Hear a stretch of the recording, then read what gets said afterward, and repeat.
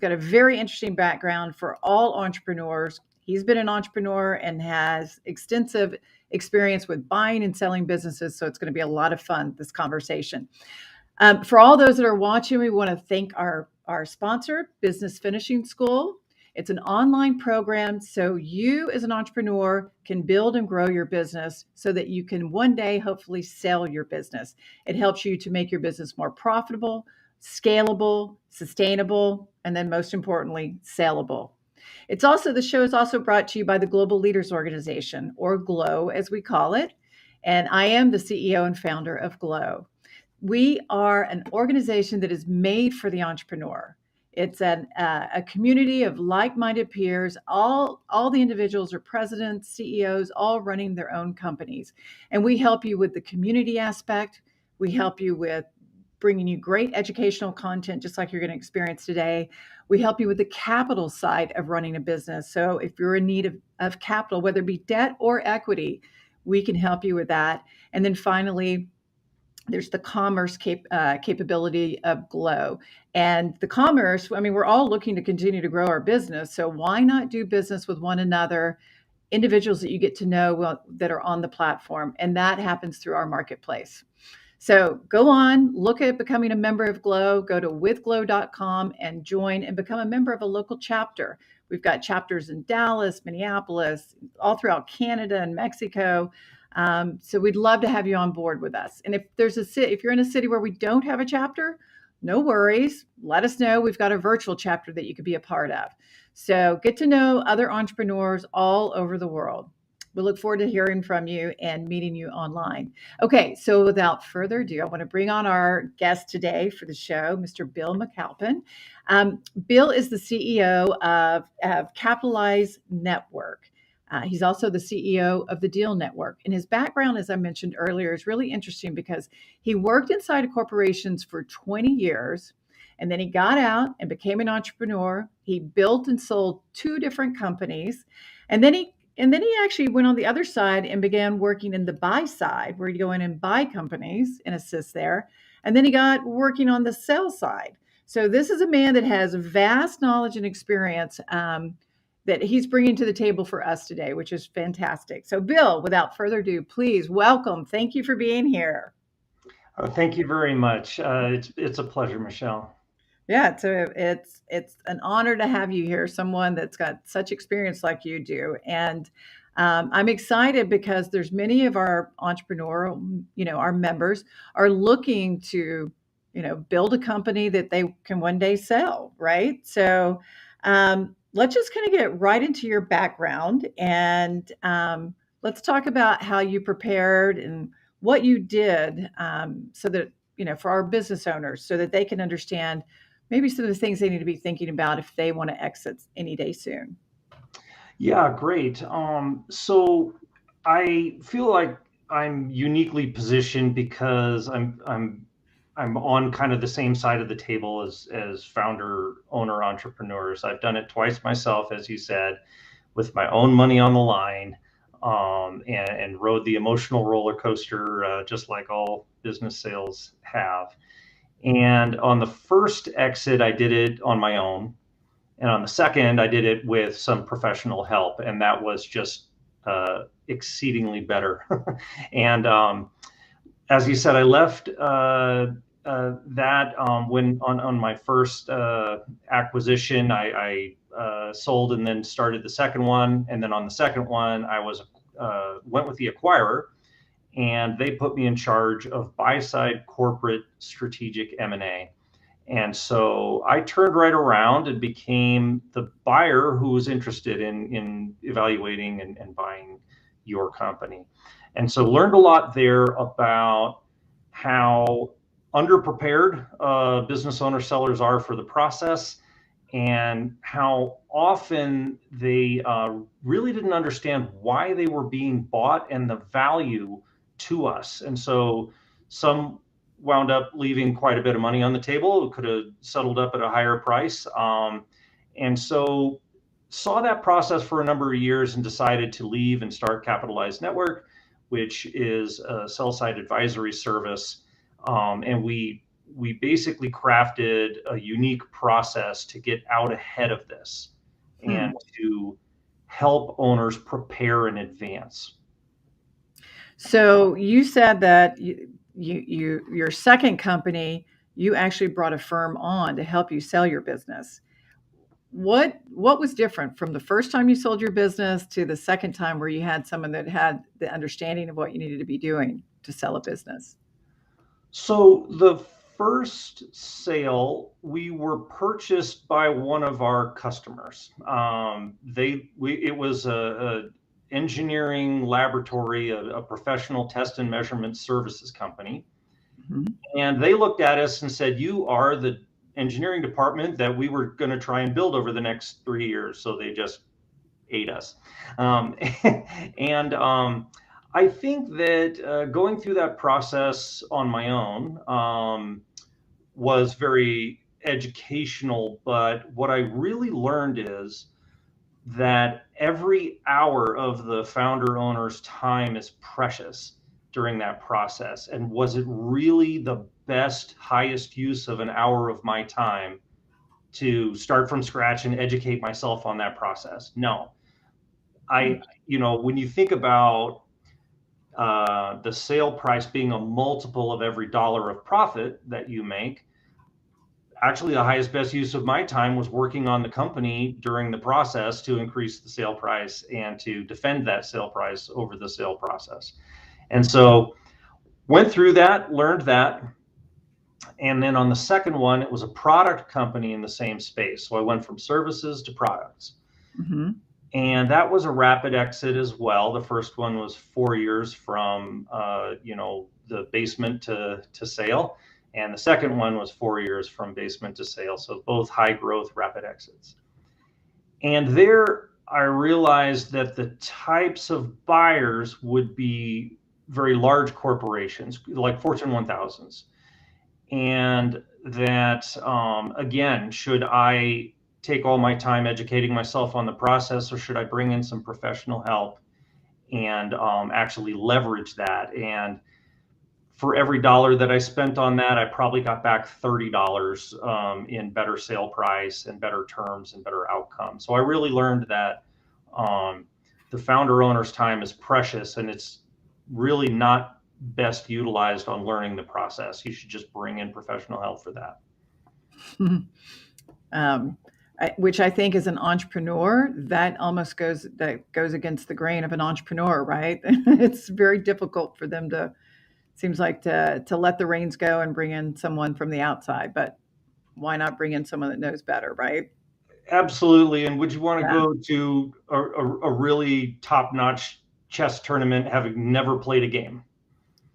exactly. You're up against people who do this all day long, and Right. so you're actually the expert on your business and on preparing the data that's required to market it. Mm-hmm.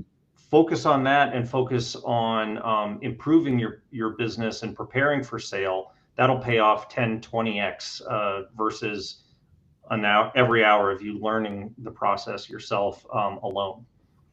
So you've worked with tons of different business owners, right? With business CEOs, entrepreneurs. What are some of the things that you've learned about business owners over the years?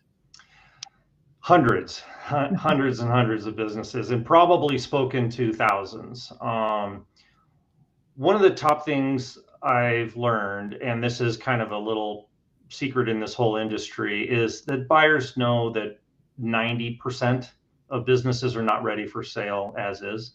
Oh, the And so, buyers know that? yeah, and so do the brokers. And so when you talk to a broker, like an investment bank or a business broker, investment banks for larger companies and business brokers for more Main Street, smaller companies.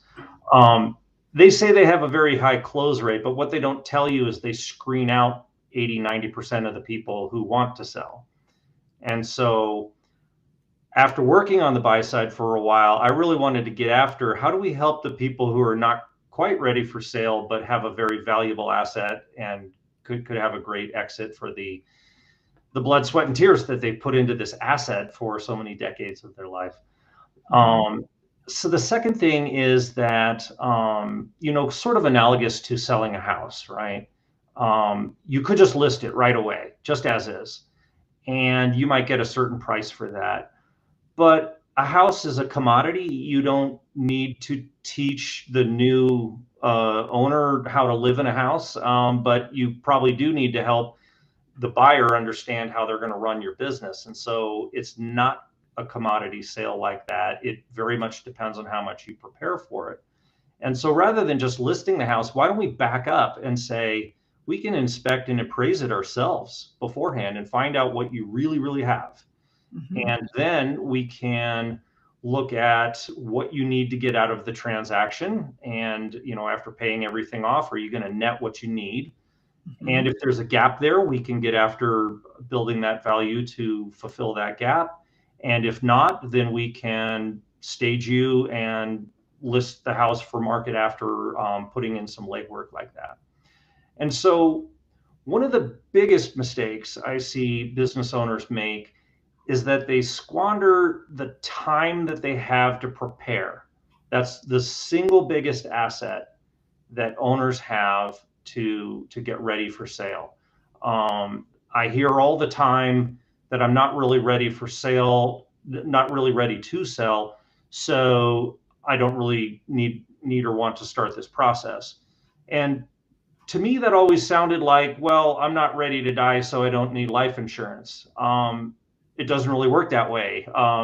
Doing that work in advance is what de-risks the outcome. And no one's immune to blindside events. Global pandemics happen, health events, accidents, divorce, economic crashes.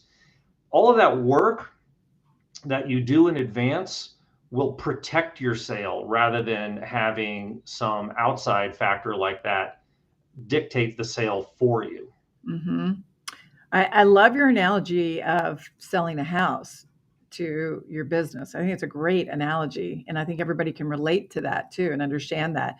So, what are some of the main points in the process that we need to be thinking about as an entrepreneur? Well, that's a great question. And really, we incorporate that analogy of selling a house. So we kind of work on the assess, Mhm. remodel, stage, and sell process. And those are built into how we do this. So a few key points. One is we need to establish what you have. We need to Mhm. establish both the tangible value and the intangible value. Tangible being, your revenue, your margins, your recurring sales, all of the hard, financial stuff. Intangible value, which ironically is over 2/3 of the reasons of the sales out there, buyers are buying for intangible reasons like your client relationships, your competitive advantage, the fact that you're in a geography that they want to be in that they are not in. So we establish that first, your true source of value. And then what we do is we identify the groups or the buckets of ideal buyers for you. There are many different kinds of buyers, from corporations who just want to grow by buying smaller companies, private equity that are professional investors that take funds from pension funds and insurance companies and high net worth people and professionally invest it and buy companies, grow them and sell them and reap the increase from there. And so different buyer types value different things incredibly differently.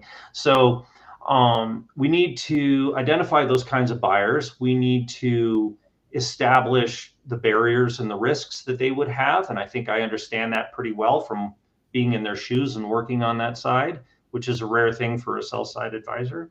Mhm.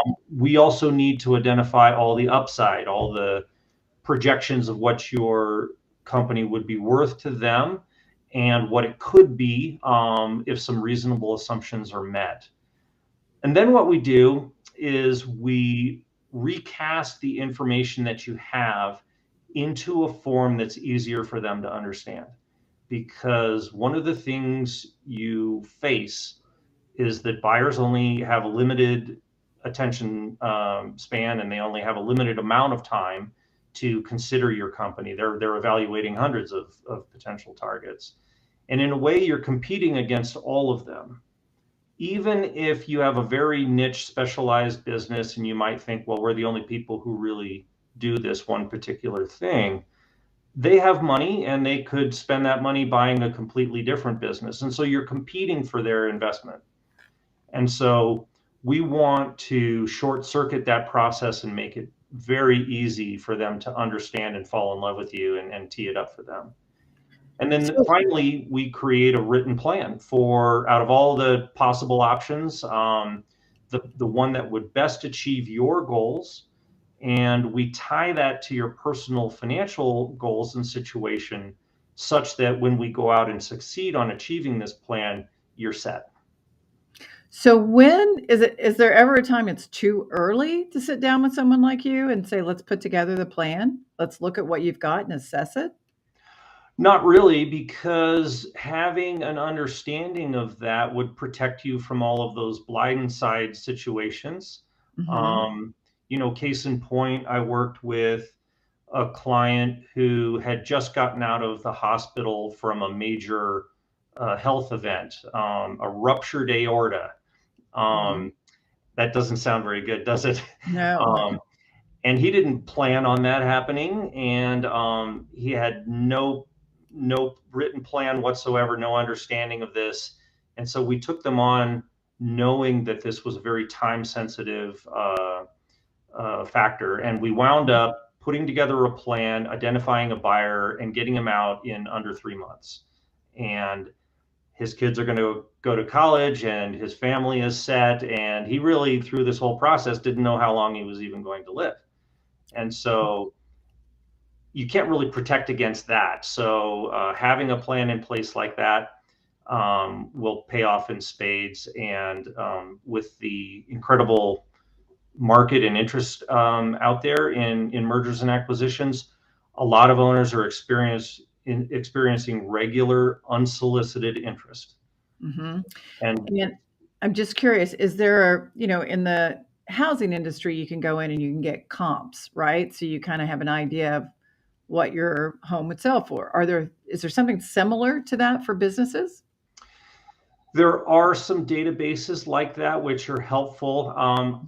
I happen to have a little bit of an unfair advantage in Capitalized Network and DealWare in that we run the national M&A survey for the Alliance of M&A Advisors. So we send out a national survey to 60,000 M&A professionals, and we get back data on thousands of deals. And so for our clients, we search that database and we tell them exactly what happened in their space and companies that are very similar to their size and so forth. So any advisory firm is going to have access to some of those paid databases. And Mhm. for AMAA, Alliance of M&A Advisor members, they have access to this national survey that we do as well. So yes, we do find very good comps. That's great. That's good to know that. And then, so as a business owner right now, what are some of the steps that I need to be doing to get ready to sell my business? Well, again, the biggest asset you have is time. Mhm. So you asked before, is it ever too early? No, not only because of blindside events like that, but because if your plan identifies that there's a gap in, between your goals and what you might get in a sale, Mhm. that's your lead time to go improve the value. And so Right. this plays into businesses that just want to get better. Um, so use that time and seek some professional help. There are advisors out there. This is what we do.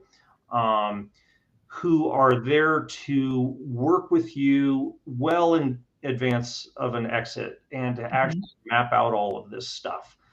We've helped hundreds and hundreds of business owners directly, but probably thousands in terms of speaking events and educational events for business owners. Um, Lastly, I would say that there is just a perfect storm driving business sales right now. And so one of the things you can do is to, get going and try to understand some of the factors for yourself, because driving this are the retiring baby boomers. 70% of all businesses in the United States are owned by a boomer aged owner. And they're working on exiting. Uh, the global pandemic, I think, caused a lot of owners to pause and sort of take them out of that strong identity as being a business owner, and pulling them out of that and say, hey, what about my health? What about my family? What about my security? Which is driving business sales. Some of the tax law changes last year, we saw over half of the respondents to the national surveys last year said that elimination of the preferential tax treatment for capital gains, potential elimination, was a big motivating factor. And then on top of all of that, there's tons and tons of money allocated to invest in buying companies, and they're looking for good companies to buy.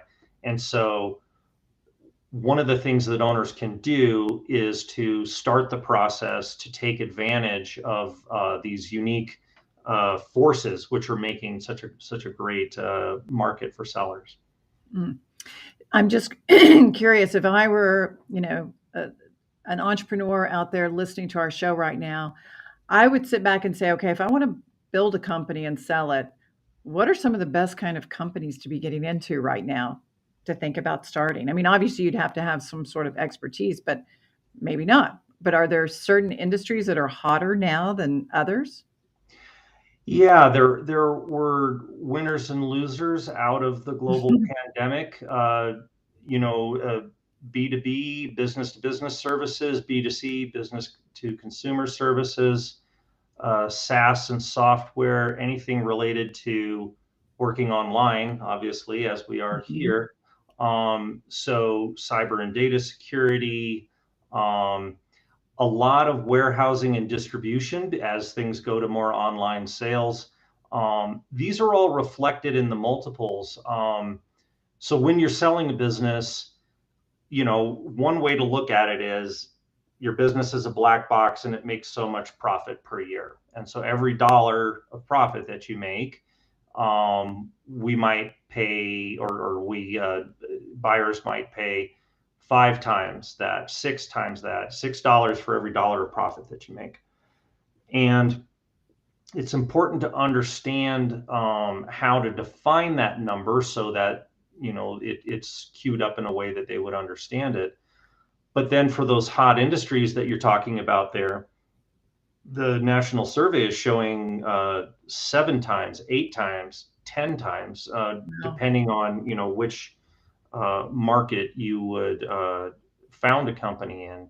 So yes, it's an incredible time, and you'll find capital, as you mentioned earlier with Glow, capital to help you start that. So I would welcome anyone who has an established business to contact us if you're looking to think about these things, or an entrepreneur who's looking to start. Happy to share information from these national surveys to point them in the right direction for some of those opportunities. So I know you've done this for many years now. You've worked with thousands of different businesses. Give us a horror story. Are there any that stand out that you went, if this entrepreneur, this business owner had done it just differently right here, it would have been a completely different outcome? Are there any of those kind of stories you could share? You don't have to say the name of the company or the individual. Sure. Yeah. A reasonably well-placed regional printing services company. So a lot of digital and print services out in California, cranking along, doing well, making good profit. And they were approached with unsolicited interest to buy them.